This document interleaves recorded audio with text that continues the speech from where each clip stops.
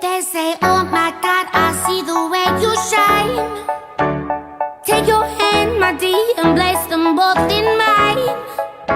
You know you stopped me dead while I was passing by. And now I beg to see you dance just one more time.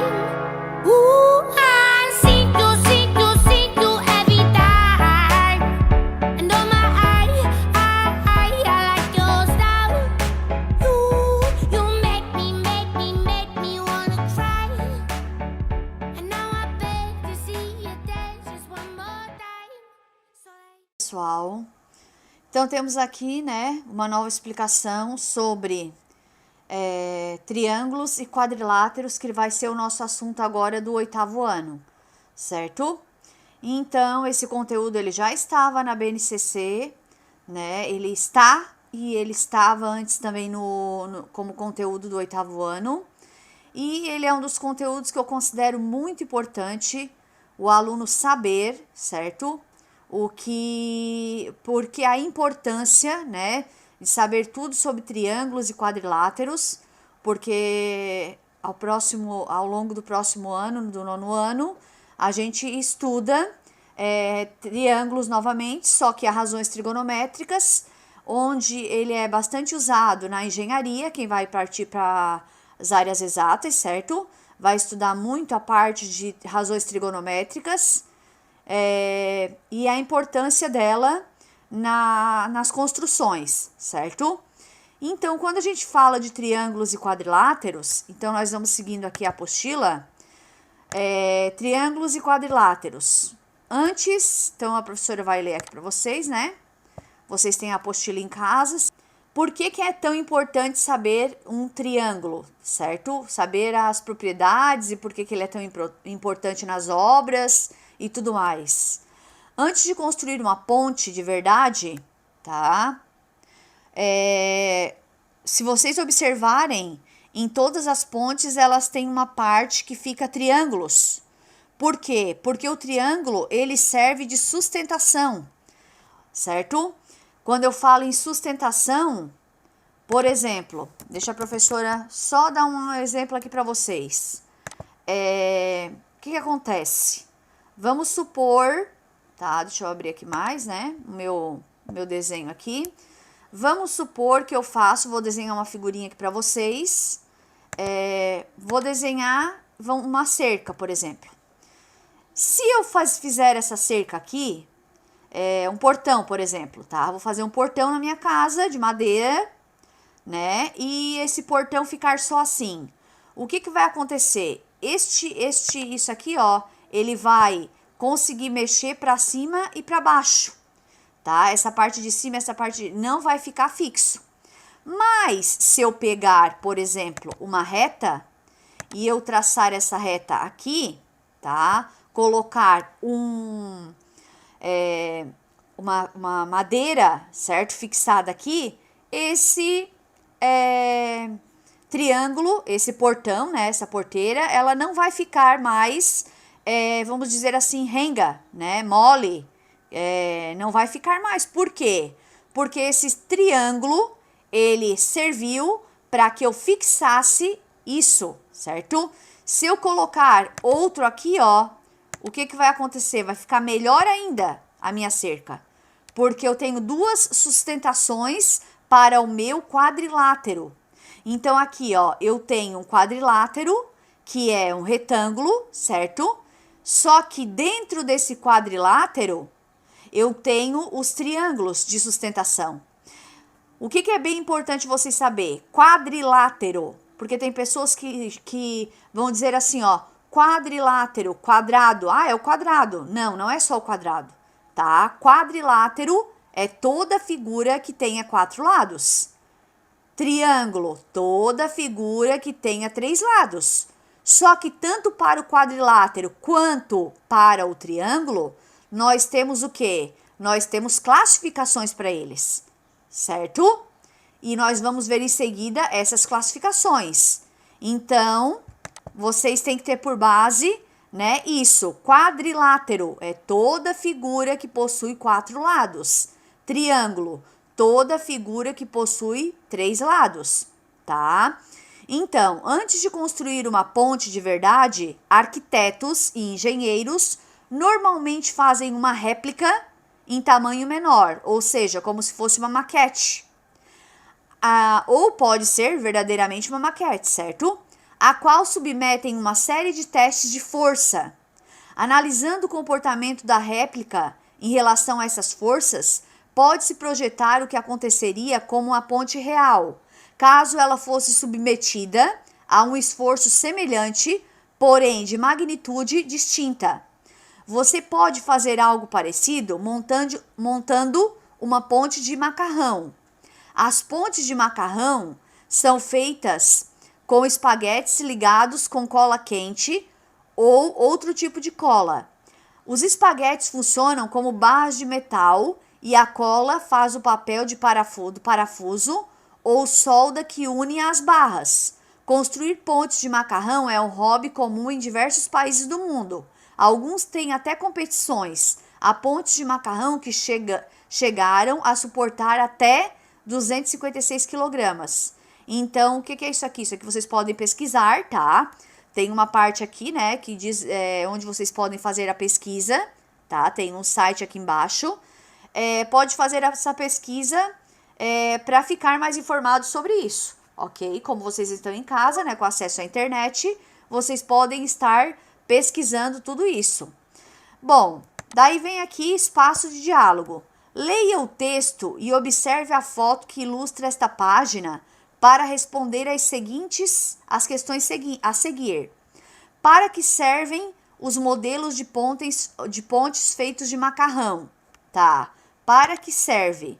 Né? Então tá aqui, ó. Para que serve? São feitas com espaguetes ligados com cola quente ou outro tipo de cola. Eles funcionam como barras de metal e a cola faz o papel do parafuso ou a solda que une as barras, tá? Então, é mais ou menos como se fizesse isso daqui com macarrão, né? Como se fosse uma maquete. Nós estamos vendo essa ponte aqui, o que acontece? Esse triângulo, ele dá uma sustentação para a base da nossa ponte. Lá embaixo, provavelmente, né? Se a gente for mais a fundo fazer a pesquisa, a gente vai ver que tem uma sustentação aqui embaixo também, feita por triângulos, ok? Então, continuando.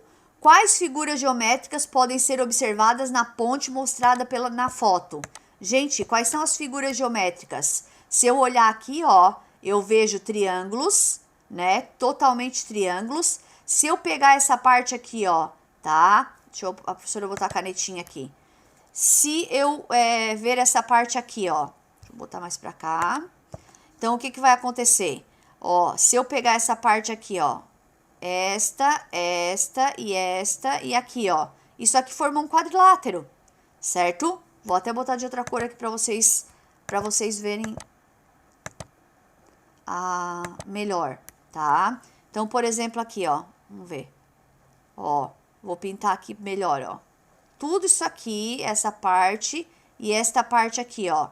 Inteira, como ela tá aqui, na verdade, é um quadrilátero, que depois eu vou explicar tudo sobre quadrilátero também, e parece um trapézio, tá? Ó, esta parte com esta, tá? Vai formar um quadrilátero. E dentro dos quadriláteros, eu tenho ali a figura que são todos triângulos.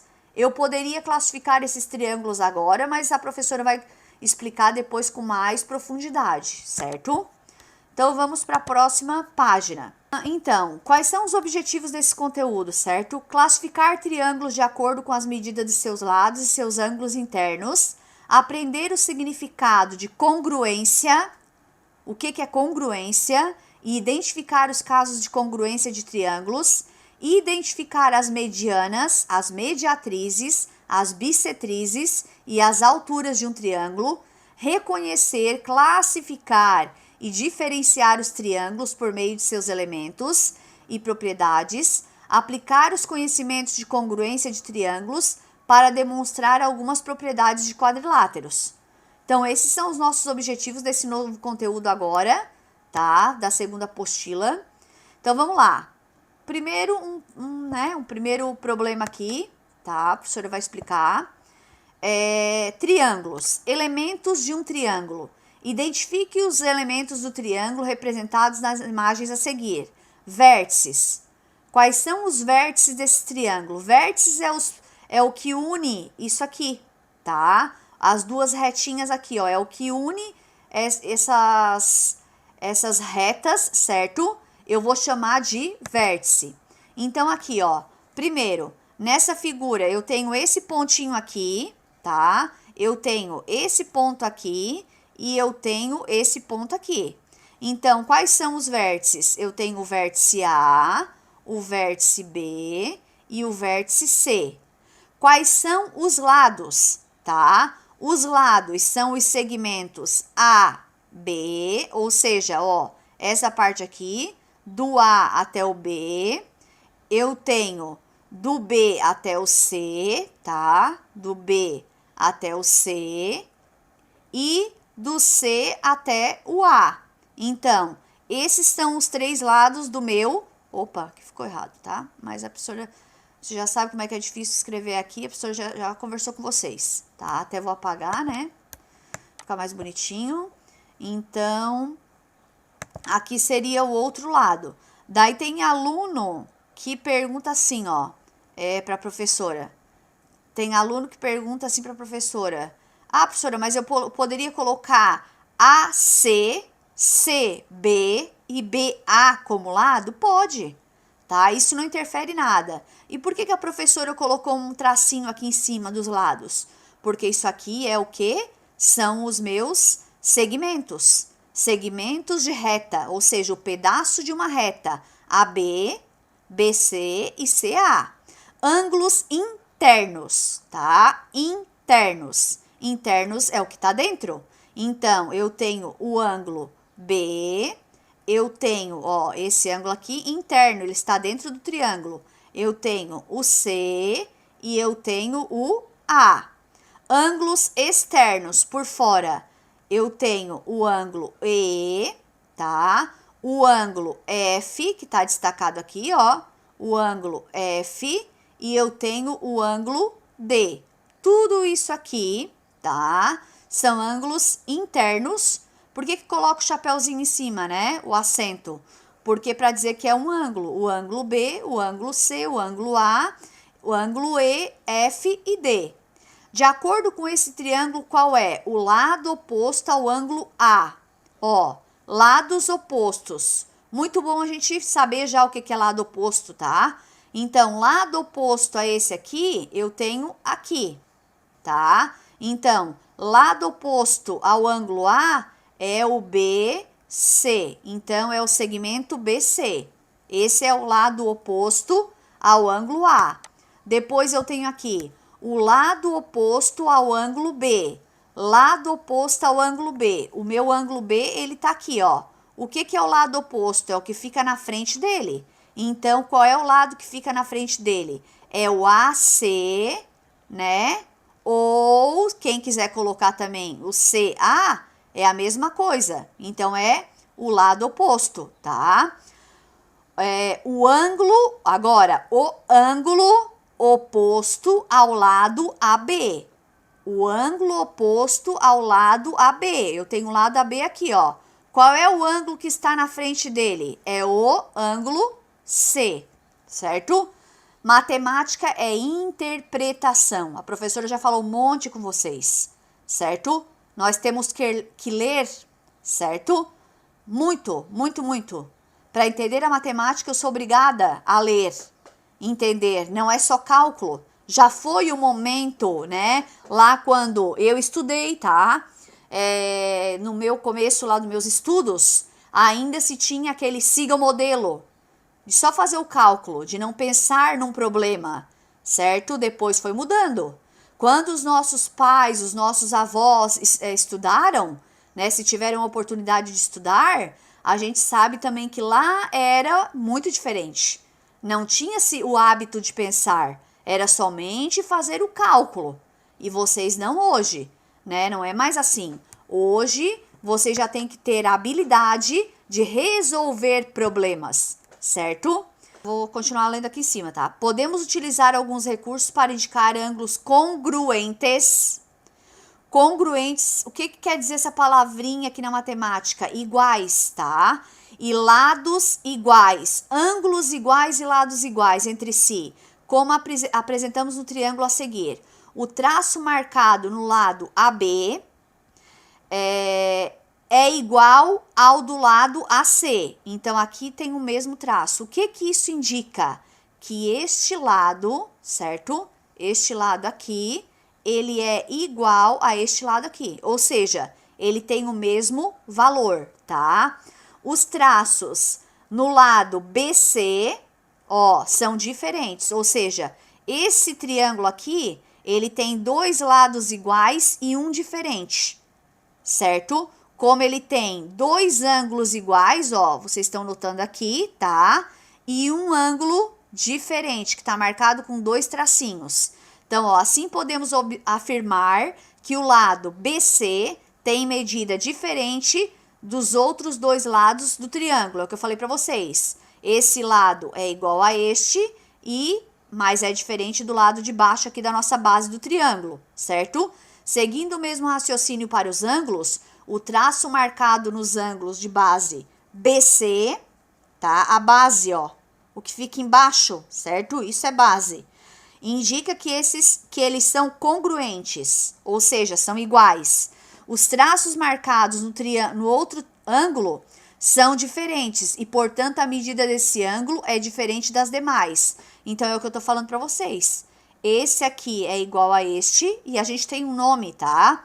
Que eu já vou dizer para vocês. Todo triângulo que tem dois lados iguais e um diferente, a gente chama de triângulo isósceles, tá? Isósceles, tá? Quando ele tem dois lados iguais, tá? Dois lados iguais, certo? E, consequentemente, né, um diferente. A gente chama de triângulo isósceles, certo?